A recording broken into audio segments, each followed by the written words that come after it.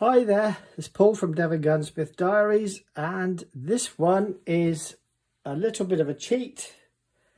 These barrels have been struck up and they've had all sorts done to them, getting rid of a few scratches and marks. There's a couple of blemishes there. These are not going to be a perfect job, and these have not been sent away for finishing by a London finisher, which is what I normally do. This is going to be how to cold blue barrels like a pro, DIY style. So let's get into it. If you enjoy the content, don't forget, like, subscribe and click the notification bell. This job is a sort of quick job that needs taking care of very quickly. The work's been done, and then there's this lack of bluing. So in a DIY setting, you could use 600, 800, 1000 grit, or you could use Merklon black cloth as well, just lightly scouring the dirt off. Now, if I can find it, I've got a piece around here that I've used already. And it was disgusting. Look, brown, rust, all sorts coming off it. So firstly, this is not the same as hot caustic bluing.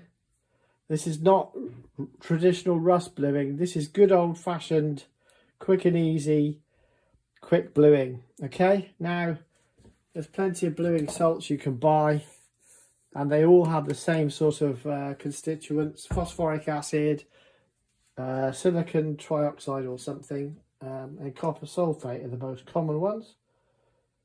Selenium dioxide, that's right, yeah. So it gives you a nice, quick and easy job. This is something a DIY gunsmith, if you want to be, could do. The only problem is, in a traditional bluing situation, you'd have stainless steel gullies or baths, sometimes even with gas burners underneath, to put these in and get them nice and hot. I'm going to show you some hacks, how to do it at home without all the stuff. So before we start washing these barrels down, I've got some soapy water here with freshly boiled water. Now that will aid in degreasing. We're going to use some solvent to follow it up, to clean up afterwards and take away the moisture, but a little bit of moisture won't matter. And indeed, when I've done traditional bluing, I've actually never really worried about washing it off, because it blues up lovely anyway when you boil them. These are not in perfect condition. They're satisfactory, and that's the description I will be using throughout this video. So we haven't got a trough. How are we going to do it? Bearing in mind, a 500ml bottle like this is going to cost you 25 quid. If you use all of that 500ml with a 3-to-1, you'd end up with 2 litres, and even then that won't even touch the bottom of some of these trays. So you're going to use a lot of bluing salts to do it that way. Got a trick for you, just wait there. So this is what is known as polyethylene lay flat tube. It's packaging, and in fact sometimes I use it to ship off parts in. It's quite handy. I don't have a heat seal gun or anything like that, and my local supplier is Torbay Packaging, and you can see there, torbaypackaging.co.uk, info@torbaypackaging.co.uk. That's hyphenated packaging, and this is 4-inch 250 gram. So a roll of this will cost just shy of £20. And I said to them, what about my viewers when they're going to ask for a couple of meters this? They said, well, we could probably send them something. It's the postage that's going to cost more money. But if enough of you ask, they might do small packs. It's the carriage, and you only need a few bits. But let's get into how this is used. I will just being the rough gunsmith, I will just tie a knot in one end. Simple as that, really. So this creates a low volume tube, as you can no doubt see. So that's what I'm going to use. We only have to make up a pint of that stuff, and that bottle over there will do more than one gun then. And you're already using a micron film on it anyway. So there we go. Let's get into this then. We've got to clean the barrels first. So this is probably too hot for my hands. So I better put some protective gloves on, because there's acids in that bluing salts anyway. Now, it's November, it's quite cold outside. I'm going to use hot water on the barrels to degrease them. And there's a reason for that, because it will leave the intrinsic ambient temperature of the barrels above freezing.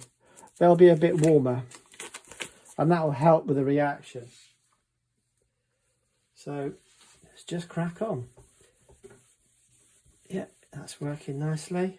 Bit of grime. I've already taken the worst off these. And don't worry about the table, it's fine. It's there to do a job. Yeah, because I've already checked these over, they're fine. So I don't need to blue the insides, do I, of the barrels, because they'll make them all black. You want them all clean and shiny. I've already rubbed these down, and it's up to you guys how far you take striking them up and how mad you go with it. So that's a good degrease. Clean kitchen towel. They will wash in the washing machine. There's no point worrying about it. Just take the worst off. There's a little grime there.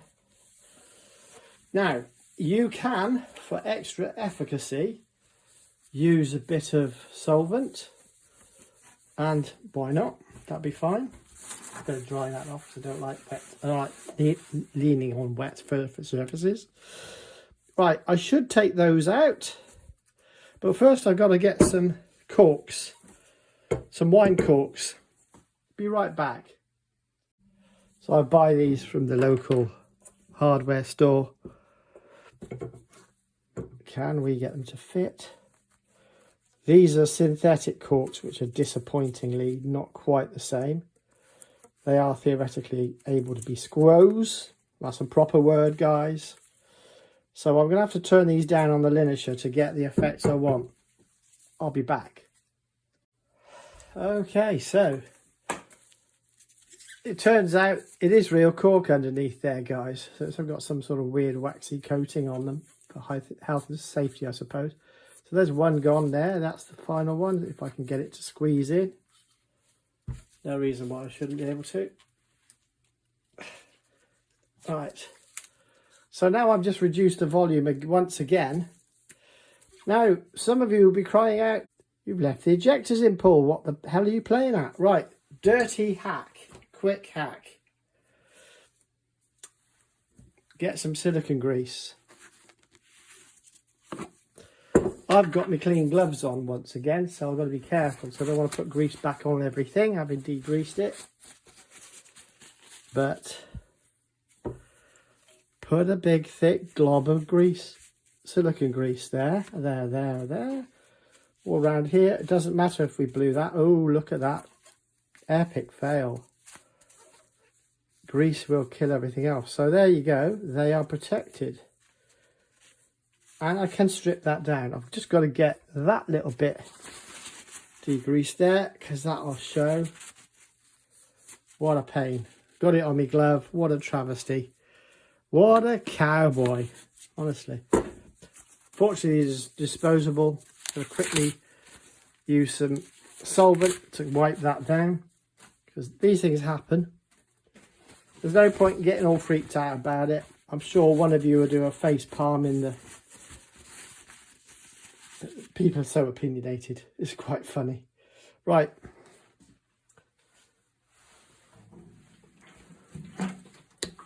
Can of solvent. The trouble is all your consumables get used up quite quick. over the time, especially if you're doing lots of jobs. And it all comes off the bottom line, which at the moment this company owes me £50,000. So there's not much jam, only a bit of bread every now and again. Right, there you go, job done. And you can see once again, right, gloves on first.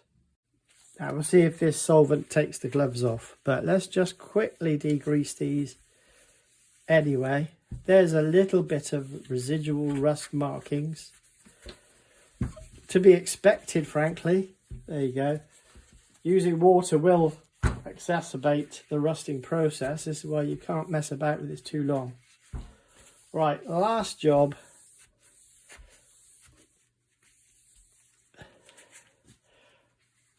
I need to get these warm.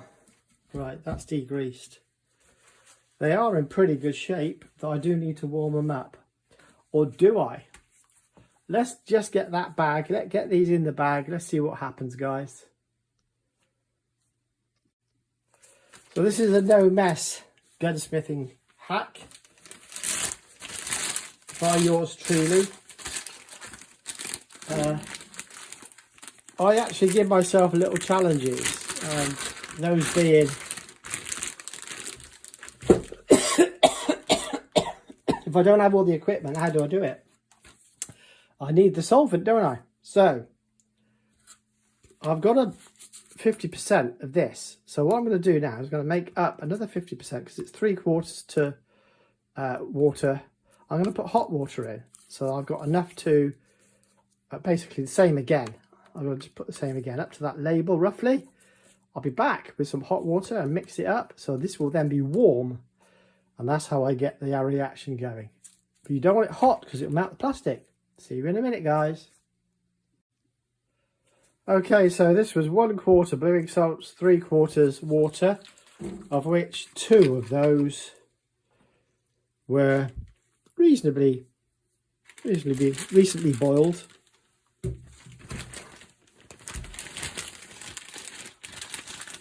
I've got a bit too much of this on here.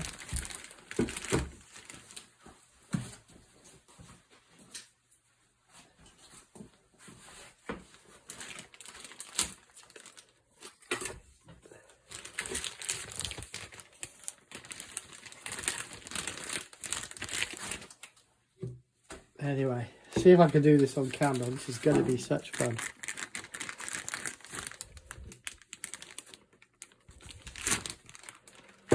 Yeah, I can. I just got to fiddle about. There's never enough room on this bench.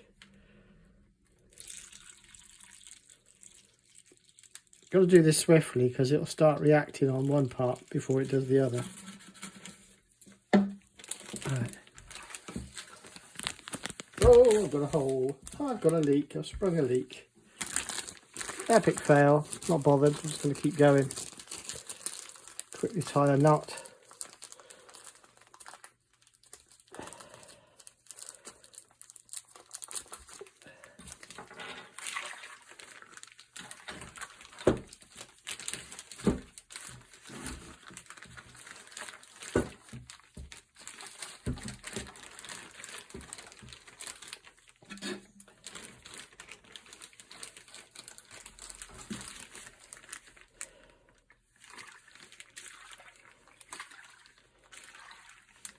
This needs 3 minutes in this warm water, this warm solution.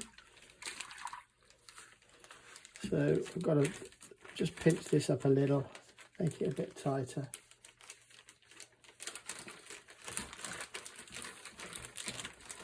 In fact, if I had a couple of, yeah, look at that, it covers it completely. There's a dribble at the one end, which is a bit of a travesty.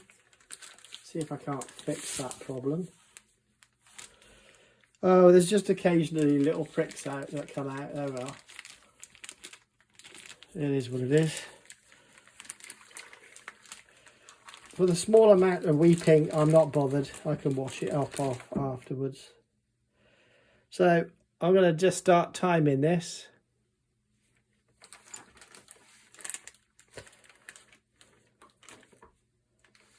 But I think you get the general gist.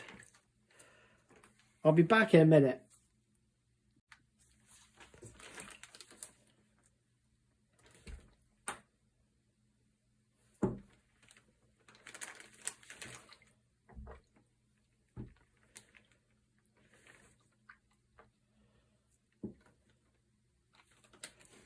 As you can see, it's completely submerged in all the important places, and I just give it a little run down to the breech a tiny bit.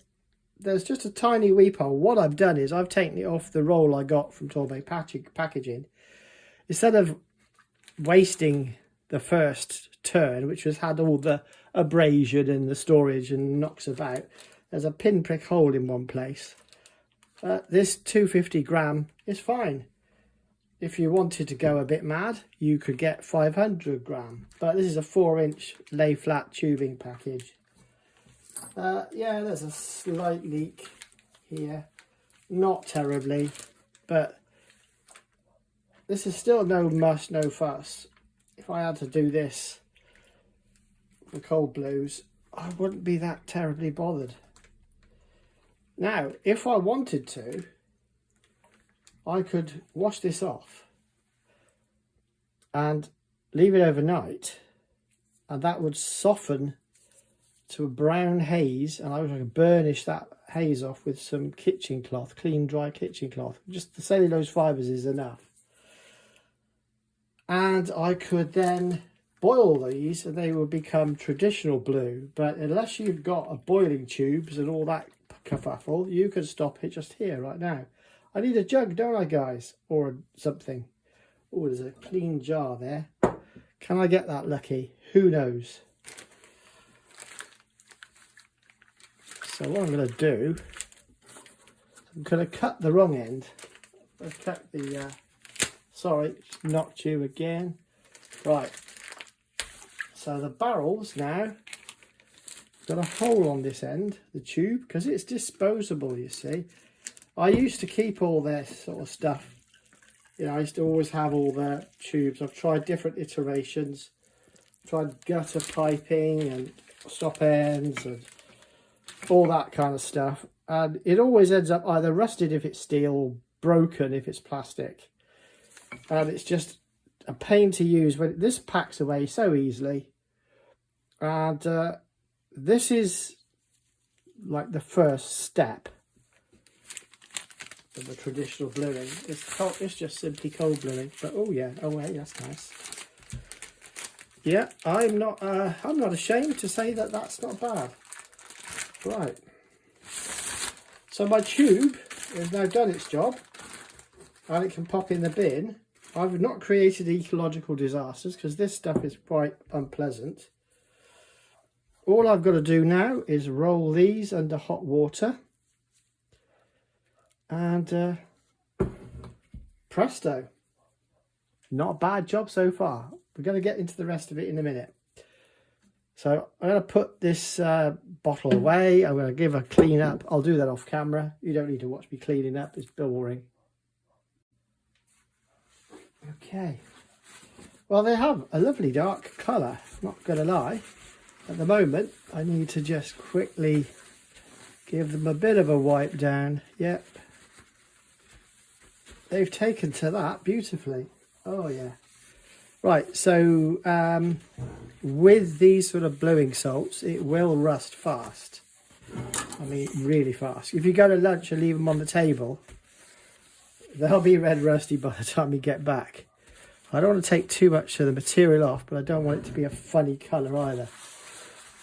Anyway, they look a bit, they got a slightly blue hue to them, which is quite interesting. But what we're going to go straight into now is dewatering salts, dewatering oil. Without a lot of fuss involved in that, just whack it on. Do not fear the oil. Got to get it on in every crevice. Bearing in mind, this is a sort of thing a home DIY gunsmith can do quite legitimately on his own guns. You wouldn't need a license. This could be classed as gun care by anybody with a common sense approach to guns. So, are celebrations in order for my cousins in America, I wonder? I would say so.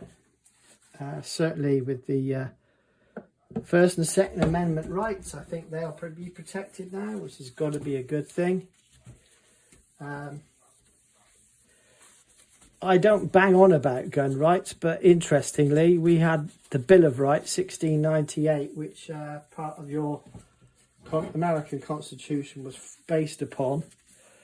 And oh god, these will take 24 hours to fully come up to spec, but you have got to get plenty of oil on them.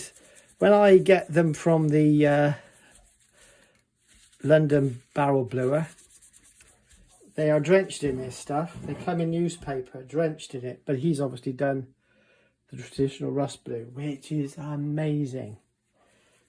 And I don't, apart from this little table, I don't have much to go on now. I used to have a workshop, but actually I'm working in less space more efficiently, so bangs for your buck, guys. I will see what these are like tomorrow, and indeed if I need to, if I deem it necessary, I'll give an update. But warts and all, guys, that looks quite nice. Just need to make sure I get every bit of this gun covered in oil. I suspect my London barrel finishing friend, oh, that's probably solder, I can probably see. Anyway, doesn't matter, it's fine. They look beautiful. Thanks to Torbay Packaging in Devon in England for their assistance. They were quite, they know me. I go down there with funny little requests and off the wall, you know, off license usage for products. That worked a treat. And I haven't even used a part of the roll yet, but I plan to use that as my bluing tray from now on, because the old tray I had rusted and I basically chucked it out. I had a 4-inch gutter pipe with ends on. That worked, but you couldn't see what was going on inside, which I prefer to be able to see what's going on. I like the colour of these. They haven't fully developed or bloomed yet, but they're there or thereabouts. I can't remember. So, you know, this is the DIY solution, I think, for a more appreciable sum. You could do these every year. If you had 2 or 3 barrels, I think you could use a bottle of the cold blowing salts up. You could do 4 barrels with that using this method, because you're not going massive on the volumetrics. The chemical has reacted and made a lovely job. I'm very pleased. It's not barrel finishing, it's the DIY version. But you can still blue your barrels like a pro, because that is very similar to the techniques I use with the pan and all the muck and all the gubbins. All I would do at this point, I wouldn't dewater them. I'd let them, I'd sit them in a ambient temperature. I'd let them get a bloom of rust on them, and then I'd boil them. And then that would actually be almost the same as, you know, that's a shortcut version of what the barrel finisher will do. But I am pretty pleased with that finish. It develops over 24 hours, and the actual chemical structure forms up strongly by then. But yeah, as a cheap and quick and easy dirty hack for beginners and DIYers, that's not a bad way of getting your barrels up for that Boxing Day shoot. And you look, oh, my barrels look terrible, I'll be the most scruffiest person on the shoot. Do this, they'll look great for the day. If you're given to carry, you know, having dirty hands with earth on them and mud, and especially blood, because that'll ruin barrels, blood will. The hematite actually accelerates the rusting. You can tell I didn't get my finger grease on any of these during that process, so that was important. And the itemised cost for that was under a £5. So that's not a bad fix for £5. I think that's about $6-7, certainly under $10. So you could Blue your barrels like a pro, DIY style. That was the idea of this little project. I just wanted to see if it could be done, because these were in need of more than just a touch-up. They needed all of it rubbing down and all of it bringing back up to make it more uniform. This is one of those disposal guns, and the customer came in and, oh, I love it, but can you blue the barrel? I said, I haven't got time or money to send them off to the barrel bluer. Would you let me just do them myself, and I'll do them in the cost of the price that we've dealt on? Bearing in mind the disposal gun, I got to get my storage fees back out of it. So that works all right. There's a bit more to this, so I'm not going to say that's all, folks. But I will see you tomorrow. So I've just popped out the ejectors. My last little bit of the job. I've taken the corks out. The last part of the job now is just to run some dewatering oil through the ejector tunnel, so we don't want any of those corrosive chemicals sitting around. That grease has done a nice job of actually stopping them getting too gunked up, but it's taken a bluing anyway. And you can see there where the exposed surfaces have taken a bluing. That will be faced off, so there's no harm, no foul there anyway, guys. But I'm absolutely chuffed with that bluing job. It's not finished, I hasten to add. But it's looking darn good for a basic, very basic blue. Budget bluing, I would call this. Budget DIY bluing. But if you want to keep your guns in good shape, I think it's worth a shout, this. Yeah, definitely. So, the dewatering oil has done its job. You want some good proprietary gun oil. You could use linseed at a pinch. Anything to get the air away from those barrels at this point. And I'm nearly out. Look at that. It's terrible. I use it copiously, you see, that's the thing. You can't expend too much. You can't be too tight, should I say. Can't expend too much money. This lasts for ages, though. I'm not going to lie. It really has. It lasts for ages. But you've got to be quite liberal with this now. So I'm resting the lump on the bench to get this done. Just on the very edge of the breech, which I'm going to face up anyways. You may recall I just said back on the lump. This is quite a delicate time for this new finish. It's got a bluey hue, you can see that. Look at that. Still, it's blacking, not rust anymore. So people are always horrified how much rust film they build up. I'm trying to just get that's it. The merest drizzle out here. What I do there is I run it down both the sides of the rib.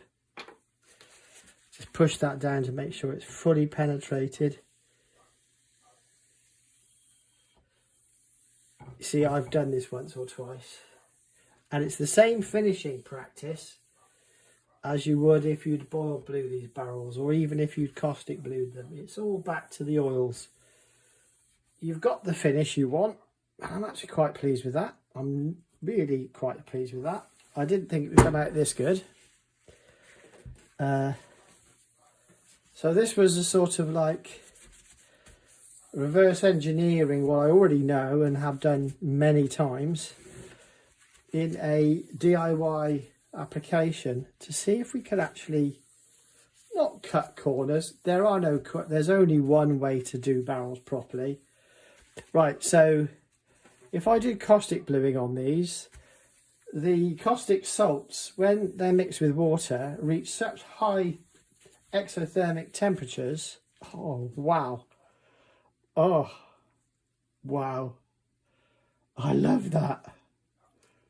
I'm really pleased with that. I didn't think I would be. I thought I'd be like, oh, this is all right, guys, it'll do. I'll tell you what, if anybody wants to do this, let me know the results. And in the members only version of this video, you'll get to know what different salts I'm using and what mineral oils I'm using and all that, because you guys deserve a bit extra than Mr. I'll watch it for free. For every one of my members, I have to have 1,000 Mr. Watch It for Frees view this content. So that's why my members are precious to me. There's some gifts coming your ways, guys, as well. So we'll get to that shortly in another video. That's a members only thing. Right, absolutely lovely. I'm going to put them in one of the wooden trays, keep them clean. I will see if I can find some newspaper. I don't read newspapers, so that's where I get a bit stuck. And they are going in the trays with the rest of the gun, so don't lose it. And oh, by the way, don't lose these, Paul. Right, so that took a bluing, even though it wasn't meant to, and that's fine too. That's all okay. So these partially blued up, as you can see. So my degreasing must have been pretty good. So this is quite easy to do. That's 1,000 is a bit too fine. Well, that's too blimmin'. That'll do. Right, so all you're going to do is hold them flat.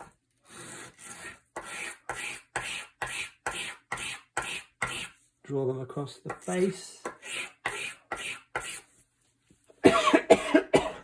You can use a little sanding block on Mr. Fine.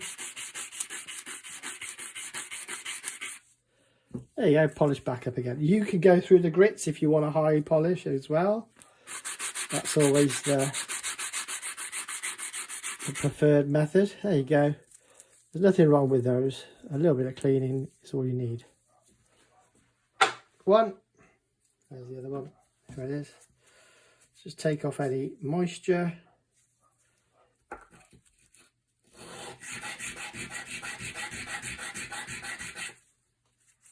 I don't know why I'm coughing. Need a cup of tea, guys. That's what it is. There you go. I'm happy with that. Right, lovely. Bit of oil on that. Get the right rag. That's the one. Just to ensure that there's nothing wrong with these. There you go. Happy days. Leave it 24 hours.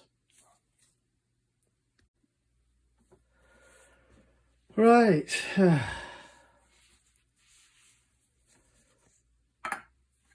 Need to put a bit of grease on there, don't I?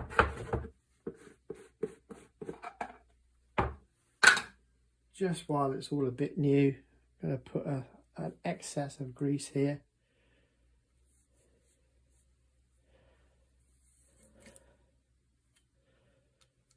Just until things bed in a bit better. Right. Before it goes off to the customer, obviously I'll wipe all that down. And there we have it. You may recall this gun from other videos, this fore end being a mess, and now it's looking pretty good. Full action service, the loose bodge up, DIY bodge up, sorted. Lovely. Sounds like the postman's just arrived. Okay, so that's one that should never have come in as a job, but it did in the end. So all's well ends well. Need to put a tiny bit more oil on this, but that's it, guys. Cheers.